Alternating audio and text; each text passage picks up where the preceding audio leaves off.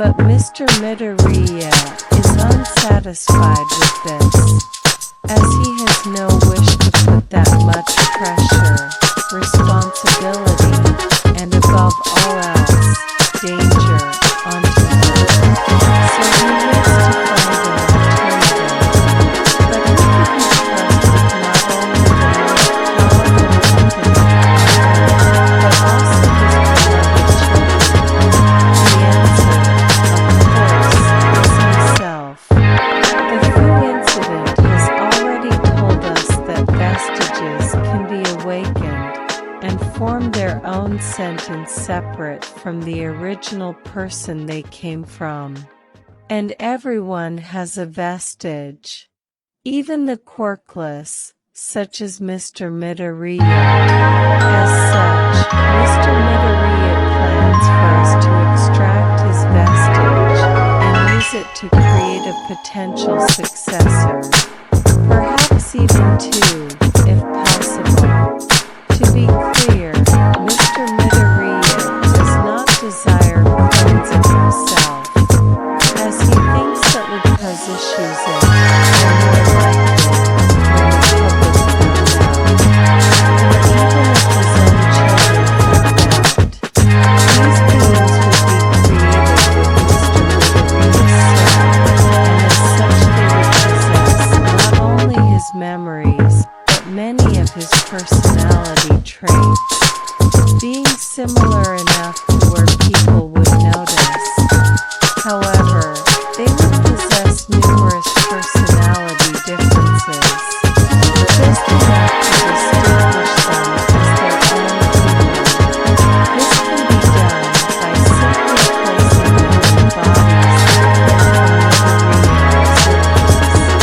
Both the Fu incident and numerous cases from the New Initiative have shown that altering a person's body can make even drastic alterations to a person's personality. They're still the same inside, but they've simply changed. Like when someone goes through a life-altering experience. The bodies would be made by taking Midoriya Izuku's DNA and massively altering it with chaos energy, altering his genes completely. Doing this to a living person would have unforeseen and possibly drastic consequences, but doing it to a soulless person should be fine. This is not only to change their genetic structure and thus make sure they're their own people, but also to ensure they gain powerful plus, as this was a requirement set by Mr. Midoriya himself. Another requirement set by Mr. Midoriya is that their power cannot be above something that people could realistically be born with. They must have only one quirk, and while these quirks should be extremely powerful, nothing so unbelievably powerful that it brings into question if they've been genetically altered. This is so the public doesn't suspect their true nature. The public must believe they are natural-born Japanese citizens who have no biological relation to Izuku Midoriya. They would simply be close confidants that Mr. Midoriya made friends with at some point, and then entrusted the foundation to after his demise. Hopefully, we can naturally establish them in the public's mind, so everything will seem completely natural. Currently, we have already extracted Mr. Midoriya's vestige and turned it into remnant, but a few things are currently building into the project. Firstly, the bodies will take some time to perfect. Second, and most pressing, is that we need to find a way to split a vestige in two, which also leads to the last point. We need to make sure these vestiges are complete people. Vestiges, when made into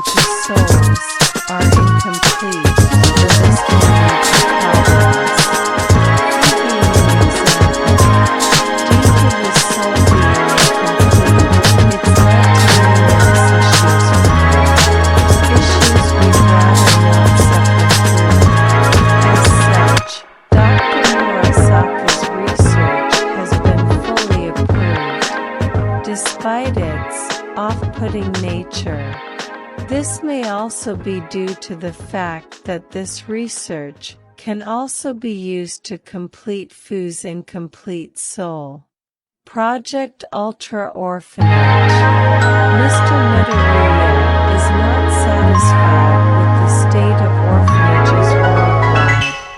Many of them leave orphans in poor conditions, either from bad management due to malefactors or simply lack of funding, among other issues.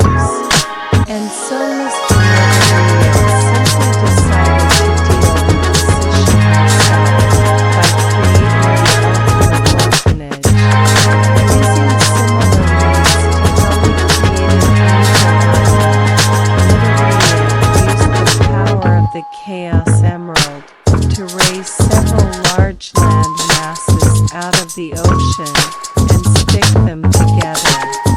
These land masses were given support and now form a large island that no longer needs the Chaos Emerald to support it. Thankfully, once this was done, Mr. Midoriya quickly ordered the construction of this ultimate orphanage, an orphanage city. I'm not exaggerating, given that this will need to accommodate tens of millions, maybe even over 100 million orphans, and tens of millions of workers. Maybe more. This place needs to basically be a city. The structure will feature numerous smaller orphanage buildings in what will be called the housing district. Then we will have the educational district, which will house schools and other buildings needed for the enrichment of young minds.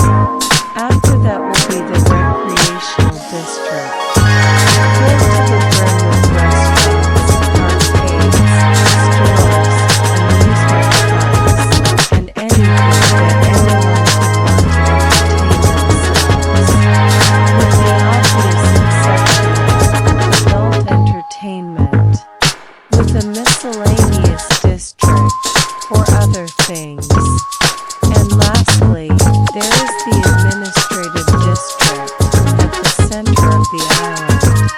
This is for all buildings relating to the government, preservation, security, and enforcement of rules on the island, as well as other important functions.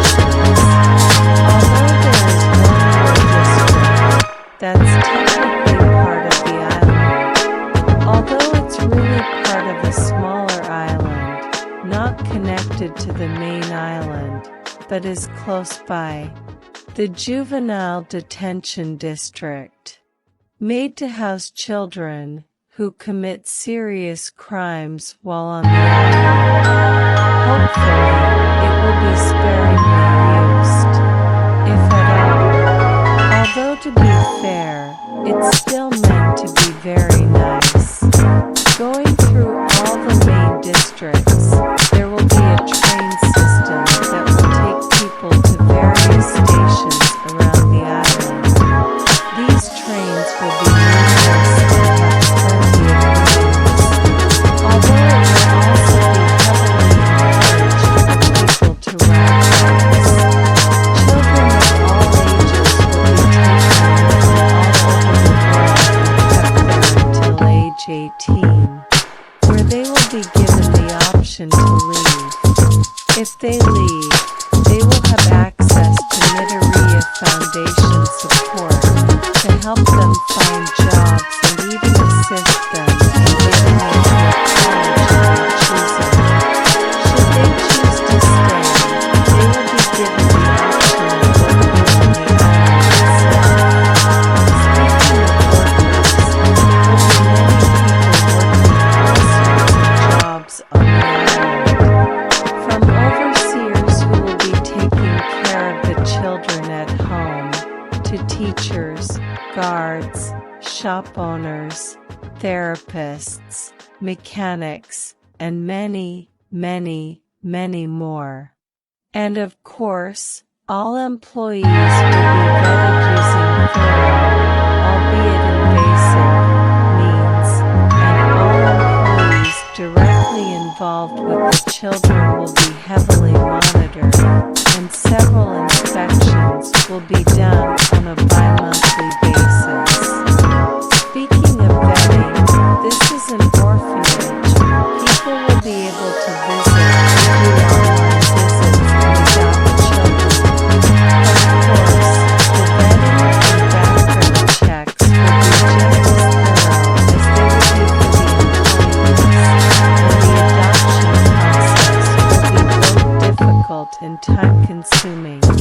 Of course, all facilities will be given access to the most cutting-edge technology and top-of-the-line amenities. Security will be top of the line, and it will have its own literary foundation on it posted there, making it one of the most secure locations on Earth. And of course, all employees will be given generous pay. Naturally, this is going to cost a frankly ludicrous amount of money. So much so that any other company in the world would never be able to finance this. Most countries would not be able to finance this. It is only thanks to the Middle Foundation's ridiculous amount of wealth that this is possible, and even then it took a huge chunk out of our budget, especially when combined with other operations. Fortunately, since we stripped the entire island of resources before we started building, we were able to soften the financial blow ever so slightly. And since the foundation's yearly income is, quite frankly, insane, and Mr. Middleria has further plans to expand our sources of income, perhaps this is a good thing, as it provides a means to stop the Middleria Foundation from hoarding all of the world's wealth. However, there are some obstacles in our way, namely that the world governments are likely to object to us taking, literally, all of their profits. Of course, the Japanese government won't have literally any problem whatsoever, as they are essentially subservient to the Middleria Foundation. But other countries will likely move to prevent this from happening using whatever means possible. Naturally, Mr. Middleria has no intention of letting this stop him.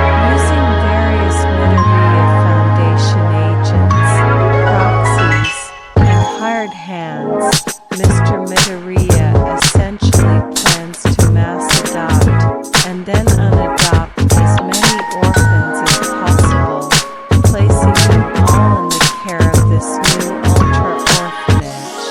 He plans to do all this in an overwhelming quick manner, so the government won't have any time to react. Mr. Middleria also plans on deploying several distractions, so the more troublesome governments will be even slower to react. Of course, there are many orphans on the street and not in orphanages, so we have many agents in place to simply take them away. Although this process will likely be slower due to potential witnesses, there is also less the governments can do about this. This process will be aided by the use of portal technology. Normally, for our warp gates to reach worldwide range, several relay points would need to be built in various countries, which has not been approved in most countries. However, by utilizing the Chaos Emerald, we can circumvent this issue temporarily.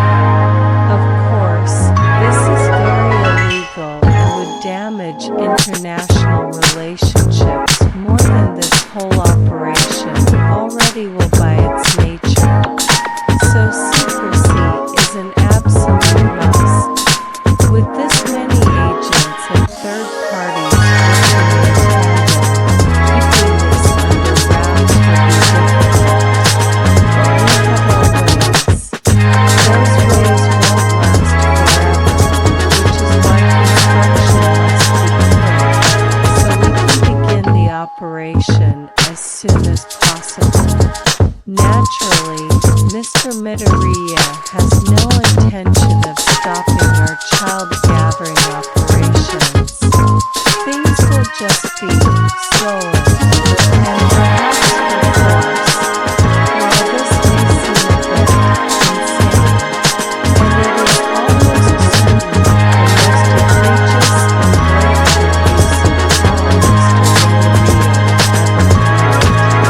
ever committed, it cannot be understated just how important this operation is. Not only will this greatly lessen the number of children who suffer in bad orphanages, children who suffer on the streets, and children who get adopted by bad parents, but it will also allow us to properly educate them and ensure they don't develop into bigots. This is all for the sake of a better future. As such, the name of this ultra-orphanage will be the Mirai Orphanage Island. Project Reincarnation. Project Reincarnation is the process of taking individuals who are deemed completely irredeemable and giving them a completely fresh start. By using the power of fractals, we were able to create a powerful machine known as the Chamber of Rebirth. Once someone enters the Chamber of Rebirth, your body will be bombarded with chaos energy from fractals and rewritten on a cellular level. Your age will be returned to that of a newborn, and all previous memories will be completely deleted. Your genetic code will change at random, completely changing your appearance. Once the process has been finished, you will be a newborn baby, with no memory of who you once were, and completely unrecognizable.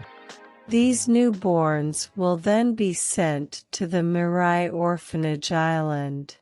While the process is fully ready to go, Mr. Midoriya is currently debating the ethics of such a process, especially after someone referred to this as people recycling. Although there have already been selected candidates from the process, including imprisoned villains, new fish and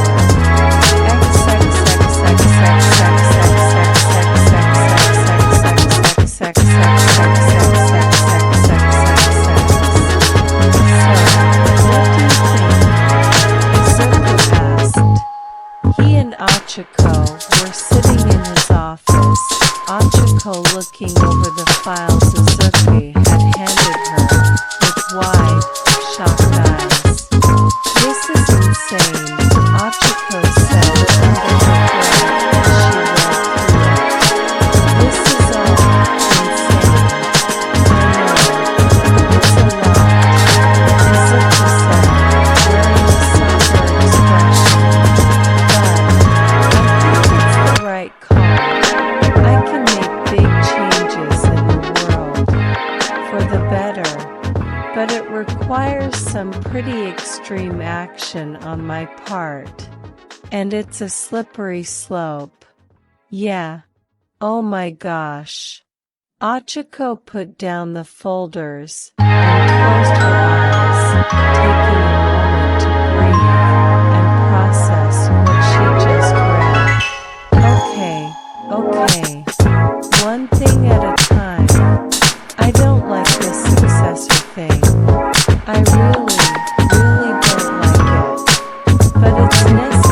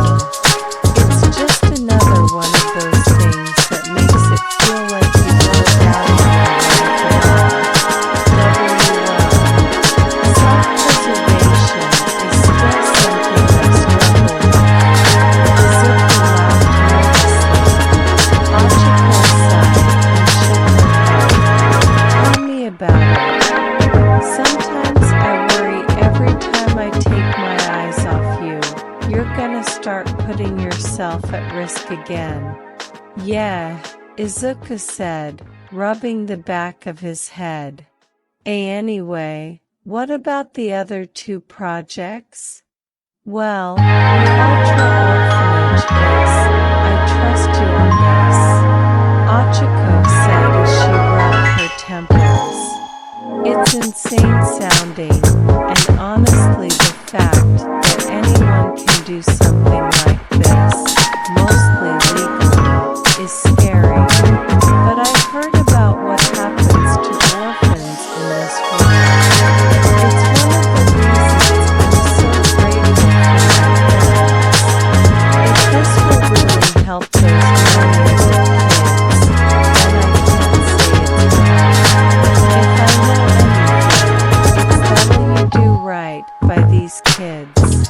Izuku smiled, feeling a warm, relieving sensation fill him. Thank you. I swear I won't betray that trust. Achiko smiled back briefly before frowning again as she came to her last project. Project Reincarnation. I'm really not sure about this. I don't either, but I detest the thought of just condemning those people to their fate. Izuku said, I know all of them could have been better people if they were just given the right environment. Their stories are tragedies, and they end as tragedies. People celebrate their demise, never thinking about what could have been. I could give them a better life. I could give them a happy ending, but they'd lose everything that they were. And that's terrible. But everything that they were was awful, and it ruined their lives. Achiko finished Izuku's thought with a thoughtful and troubled expression. Gosh, neither option feels good. Yeah, although, when I look at Kimiko, it makes this feel more right, Izuku admitted, still sounding unsure. She just looks so happy. And then I imagine the alternative. Her rotting in a cell forever, or being put to death. I forgot that Kimiko was originally a villain. Achiko considered the girl a victim of bad parents and the worst of society. She lost her mind and became a murderer. And now, she was just a happy-go-lucky kid, living her best life. It's probably the reason Izuku came up with this idea. And it was very tempting to use that as justification for all this. In fact, they actually might do that. I think you should just shelve this idea for now, Achiko told him. This should be something you decide on once you're sure of yourself. And if you never are, maybe that's a sign. Alright. If that's what you think, then I'll take your advice. Izuku agreed, looking both relieved and somewhat disappointed. Thank you for hearing me out. I worry about doing this alone. I'm afraid of making the wrong decision and hurting people. I know I should be stronger than this, and I can't rely on you forever, but dash. Why not? Achiko interrupted, giving Izuku a very serious look, almost glaring at him in a way that made Izuku flinch. Not because of any potential malice, but because of the obvious sadness and disappointment coming off of her. Why can't you rely on me? Why do you need to keep having to put everything on yourself? I'm not going anywhere. So just trust me like you're doing right now. Ochako, one day you're going to be the number one hero, Izuku said, looking at her sadly. You're going to be so busy. Do you really want to spend all your free time helping out me? You deserve better than that. Snap. In less than a second, one for all came to life, and Ochako grabbed the table, threw it aside, and grabbed the couch Izuku was on, trapping him between her arms, and taking him completely off guard. Let me show you how I want to spend my time, Ochako hissed. And then she lowered herself onto him, and their lips met. It was far from the romantic, fairy tale kiss you would see in a book or a TV show. It was rough and very one-sided, as Ochako poured both her affection and frustration for Izuku into it, making it very rough, and Izuku's brain had ceased to function. He wasn't doing much of anything. Eventually, Ochako pulled back and took a breath before looking back down at Izuku and pulling him up, using her quirk to lift him into the air.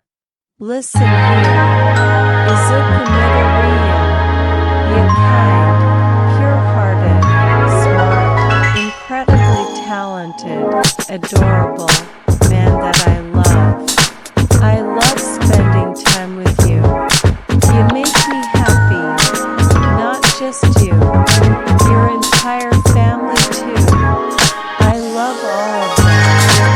So don't try and tell me that one day I'm going to have to leave you because I'm busy. You couldn't even get rid of me if you tried. I'm going to be with you till the bitter end of you. So no more talking like that. Undastud. IFWA Potact. Izuku responded, his brain still trying to reboot and process what the heck just happened. Why, yes. Good, Ochako said. The anger and frustration started to fade, and rationality returned. Ochako quickly realized what she just did and said, and her face started to turn red. Damn it all. This was not how I wanted to do this. I mean, I didn't really know how I wanted to do this, but not like this. Her courage slipping away, Ochako felt tempted to just apologize and run away. But that defeats the entire point of what she just did, and likely sends a negative message to Izuku that he did not need right now. Not to mention how it would confuse and mess up their relationship. No, there was only one way to go. Forward. And so Ochako grabbed hold of what remained of her courage. Yeah, I want to be by yourself, no matter what. I'll do it as a friend, but maybe I could do it as